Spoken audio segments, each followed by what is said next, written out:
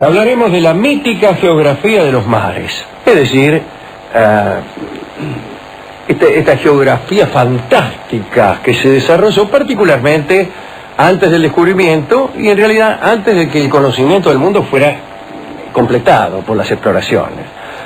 Al existir sectores del globo terráqueo que todavía no habían sido recorridos y que eran solamente conjeturales, poco costaba llenar esos sectores con toda clase de fantasías. Así que hoy hablaremos un poco de esas fantasías. Si examináramos un mapa de la Edad Media, nos llamaría muchísimo la atención una gran cantidad de territorios que nunca han existido, islas e incluso monstruos dibujados no por adorno, sino también porque se sospechaba su presencia. Estos lugares inexistentes han recibido incluso nombres y han aparecido, como se ha dicho, en muchos textos cartográficos, incluso hasta el siglo XVIII. El más grande de los geógrafos árabes, Al-Edrisi, nacido en España, se podía nacer en España y ser árabe, escribió allá por el año 1150 que había 27.000 islas mágicas solo en el Atlántico.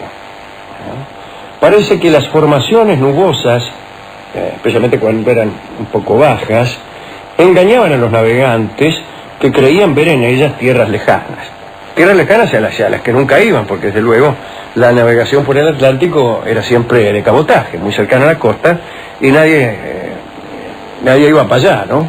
Para donde estaban las nubes. No era raro entonces que esos territorios imaginados recibieran nombres y tuvieran su sitio en los mapas antiguos. Frecuentes también eran los espejismos que hicieron ver lugares maravillosos que luego nunca pudieron ser encontrados.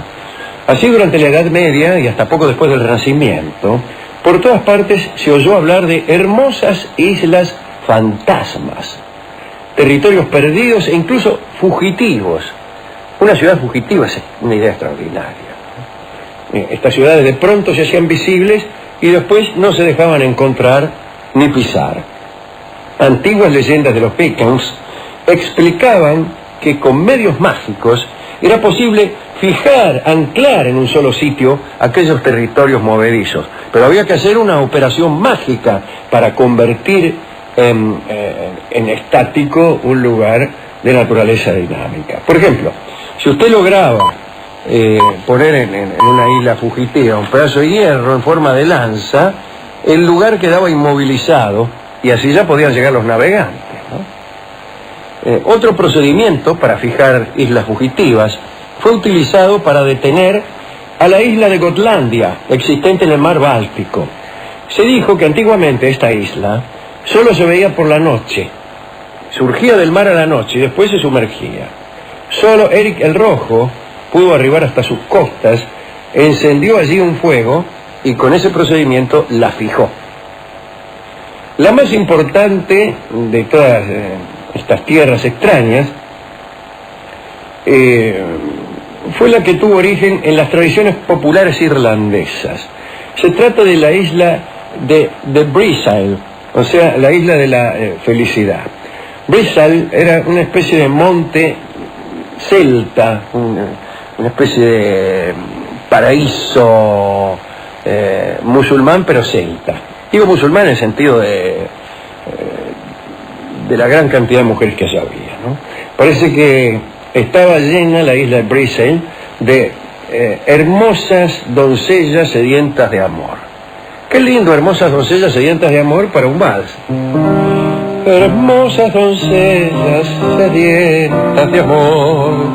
Está bien, es un lindo metro. Es el do del casino, ¿no? Pocos eran los afortunados que lograban alcanzar esa isla, desde luego, ¿no? Y los que llegaban creían hallarse en el paraíso y olvidaban a su patria a causa del ininterrumpido deleite de los sentidos. ¿Quiere que alguien se olvide de su patria? Llévelo a una isla llena de mujeres sedientas de amor y chao, ya el tipo se olvidó. A los 15 minutos, 20, cuanti más, no sabe ni de dónde ya viene. No sabe ni de dónde viene el tipo, y qué importa además.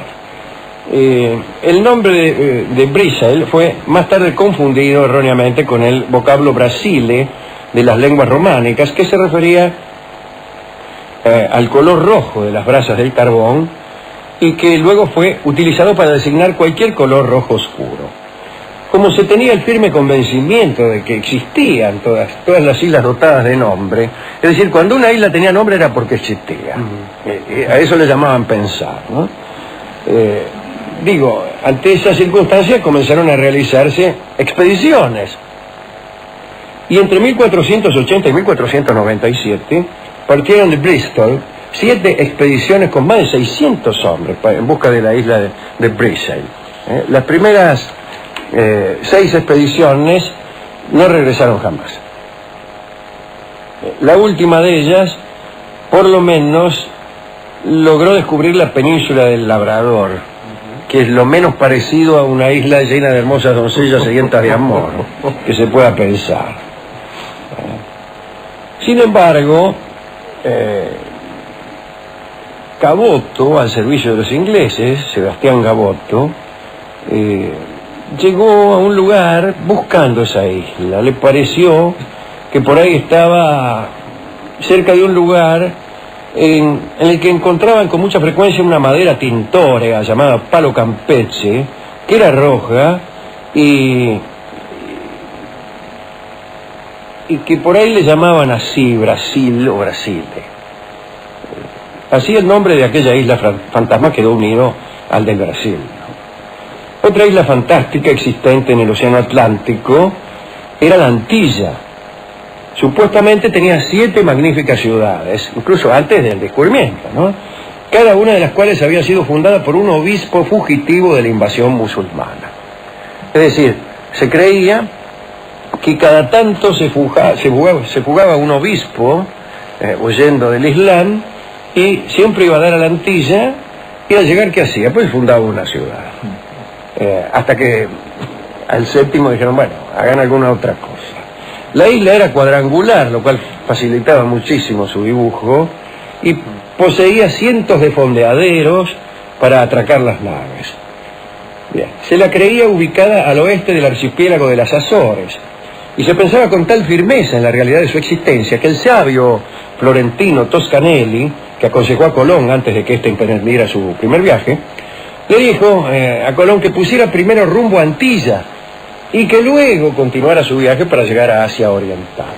Fue así como al llegar las primeras expediciones a la América Central, se creyó que se había arribado a la Isla Fantástica, y de ahí viene el nombre de las actuales Antillas. Bueno, hay un detalle interesante, ¿no? En los mapas previos a la conquista se escribía mucho la temperatura de las aguas, como isobaras, como isotermas, isotermas del mar, ¿no? Todo esto era producto de la siguiente superstición. Al alejarse de las costas africanas hacia el oeste, iba aumentando la temperatura del agua. Se pensaba que al cabo de muchos kilómetros el agua empezaba a hervir, y suponiendo que un barco osara internarse más de lo debido, no tardaría en naufragar, porque el calor iba a derretir el alquitrán, que se usaba para calafatear los barcos. Los barcos eran de madera, pero estaban tapados, calafateados se llama, es decir, impedir que hubiera huecos, con alquitrán. Imagínese, usted lo hace navegar en agua hervida, no hervida, en agua hirviendo, sí, y se le derrite. Cualquier marinero sabe que navegar en agua hirviendo es peligroso. Para no hablar de los marineros que caen al agua en un bar hirviente, sí, y que desde luego se hacen pucheros. El pescado, pescar tiene alguna ventaja. El pescado viene un poco ya hecho caldo. Claro. El agua tiene un algo caldoso, si me permite esta palabra que nunca me ha gustado. La palabra caldoso nunca me gustó. Pero bueno, el océano es caldoso. Si hierve, imagínate, está lleno de pescado. Usted saca nada más una ollita de agua hirviendo, tiene una sopa en la mano. Y ya es una sopa. Calcule la cantidad de calamares, de pescados, de algas. qué sé yo, tiburones incluso, bueno, algunos peces son un poco indeseables, pero el pescado ya te lo sacaba cocinado. Claro. Es más, medio que quería salir ya de tanto... y ahí viene el pez volador. Claro, por eso salta. Y son los peces voladores, son los peces de agua hirviendo, porque están continuamente tratando de salir para refrescarse. O sea, entran, respiran y salen. Exacto, ¿no? Pero existe eso. Aquí no dice que sí, acá se creía que sí. Bueno. Otro producto de la geografía mística fue la historia de San Brandán, una de las más famosas historias. Hay en la Biblioteca Vaticana, y en muchos otros lugares, desde luego, un códice del siglo... No un códice, pero la historia está en muchos lugares. No es necesario ir al Vaticano para leer ese libro. La imprenta ha sido inventada allá. Pero la historia data del siglo IX. Su autor fue justamente el monje irlandés San Brandán, y allí cuenta, en este códice, en este libro, las peripecias de un viaje de 7 años por el océano. En aquella travesía se topó Brandán con ballenas del tamaño de grandes islas, en cuyos lomos estaban erigidas enormes ciudades. Fíjese usted, ¿no? ¿Qué lugar tan ingrato y tan peligroso para erigir una ciudad, el lomo de una ballena, porque la ballena en cualquier momento podría recordar su condición cetácea y sumergirse, lo cual sería terrible para las ciudades mencionadas. Aparte le echa el chorrito ese cada tanto, ¿vio? Sí, bueno, por eso podría ser aprovechado incluso por obras sanitarias. Bueno, vio también San Brandán cíclopes y grifos con sus cuerpos de águila y león, y llegó a una tierra reservada solo a los santos, a la que podía adentrarse cruzando en pleno día una barrera de sombras que se mostraban eternas. Esto, como comprenderán, me gusta mucho. En su navegación, San Brandán descubrió cientos de islas, constituidas algunas solo por piedras, o bosques impenetrables, o cubiertas de pájaros, tantos que impedían caminar. Se refirió también a otra isla en la cual solo había vides y monjes comiendo uvas en realidad, ¿no? Otra isla estaba dotada de olas musicales. ¿Qué tal? Olas que pasan, olas que van. Hola, ¿qué dice? Hola, ¿qué tal? También había una isla en la cual una mano monstruosa, accionada por un artificio mecánico, atrapaba a las naves que intentaban acercarse. Curioso, ¿no? Finalmente, una de las islas mágicas del Océano Atlántico fue bautizada con su nombre, San Brandán. Y allí, según algunos, el monje irlandés tiene un monasterio flotante. Digamos, para terminar, algo respecto al desconocido continente del sur, un territorio que nació de un razonamiento, en cierto sentido, producto de la obsesión por la simetría. Si al norte del Ecuador había una gran masa de tierra, debía existir del mismo modo en el sur. A eso le llaman pensar. En el año 43, el geógrafo Pomponio Mela, se llamaba, discúlpeme, llamarse Mela es peligrosísimo en el colegio, ¿no? Fíjese, acá dice, el geógrafo Pomponio Mela imaginó, y yo podría decir, el geógrafo Pomponio me la imaginó. Claro. Me la imaginó mejor de lo que era. Qué desilusión se va a llevar, Pomponio. Bueno, imaginó ese continente y lo representó. Ptolomeo, en el año 43, no en el año 1943, en el siglo I después de Cristo. Después Ptolomeo tomó la idea y expuso en sus mapas una gran tierra austral que se extendía desde el sur del África allá hasta Nueva Guinea y Java, y después se unía a Asia por el este. Bueno, esa era la terra incógnita, que fue parte del credo geográfico durante siglos. Cuando en febrero de 1488 el portugués Bartolomé Díaz dobló el cabo de Buena Esperanza, mostró que obviamente África no seguía hacia el sur. Magallanes tampoco tropezó con ningún continente austral durante su viaje de circunnavegación. Sin embargo, en el primer atlas moderno de Ortelio, disculpen ustedes, aparece un continente austral denominado Terra Australis, con el siguiente agregado, nondum cognita, todavía sin descubrir. Durante el siglo XVII los europeos continuaron incluyendo ese territorio en los mapas. Buscando aquel continente, se dobló el Cabo de Hornos, se examinaron cuidadosamente Australia y Nueva Zelanda, pero nada, el continente no aparecía. En 1769, miren lo que pasó.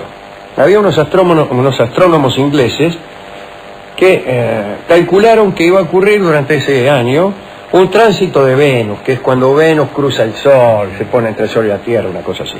Es un fenómeno que permitiría medir la distancia entre la Tierra y el Sol.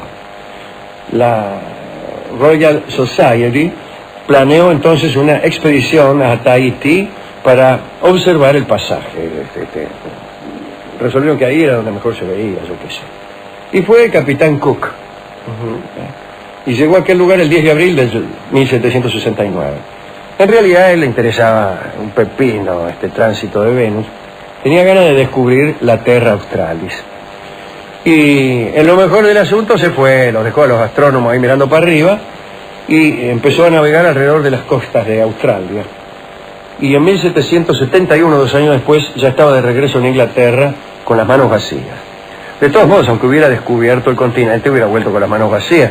No sé de qué manera puede llegar uno con un continente bajo el brazo.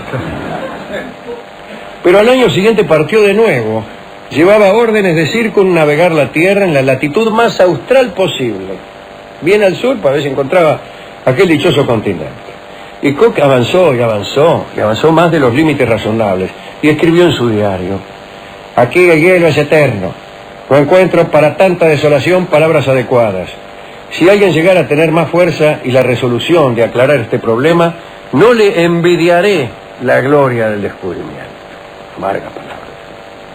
Y más amargas si tenemos en cuenta lo que le pasó al pobre Cook. En marzo de 1773, después de 170 días de viaje entre los hielos del sur, Cook se aburrió y decidió enfilar su nave hacia aguas más templadas. La historia del continente austral se había derrumbado, no era cierto.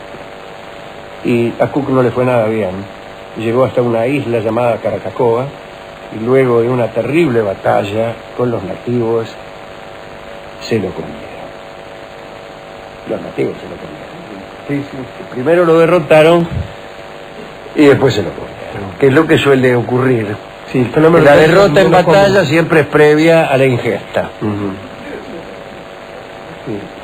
Resulta bastante enojoso derrotar en batalla a algo que uno se haya comido. Se lo tiene adentro. Salvo en el caso de una indigestión. Bien, ¿a quién quiere dedicar usted esta, me parece interesante, reseña de episodios místicos? Bueno, de geografía fantástica. Al amigo Cook, al viejo Mela, que queda ahí. El viejo Mela, sí. Y al capitán Gulliver, si usted me permite, que ha descubierto algunos lugares interesantes, entre ellos una isla también. Una isla que tiene un lindo nombre. Un lindo nombre, ¿no? Sí. Bueno. De la isla de la Pucha se llama. Digámosle así. En realidad, digámosle así. Si esto fuera otro programa. Era una isla voladora, la isla de la Pucha. Sí. Era una isla voladora. Aquí se habla de islas flotantes. Jonathan Swift, que era un genio, inventó una isla voladora, que es la isla de la Pucha. Y le puso así, la Pucha, ¿no? Sabiendo lo que quería decir en español. En inglés no significa gran cosa. Es un guiño. Bueno, vamos a utilizar, ya que nos ha quedado una sensación de duda, ¿no es cierto? De cierta incredulidad. Sí. Y entonces escucharemos el vals Parece Mentira, que es lo que nos ha quedado como sensación, en la versión de Karina Biorlegui. Acabo de estar con Karina Biorlegui en el Tazo, viendo el espectáculo que hizo en el Torcuato Tazo. ¿Se cantó algún balsecito, algo usted? Pude cantar un cachito, acá canté un balsecito acompañado afortunadamente por Federico Mizrahi. Así que he estado muy feliz y Karina ha hecho un lindo show en compañía de su quienes están involucrados en sus espectáculos. Así que la felicito.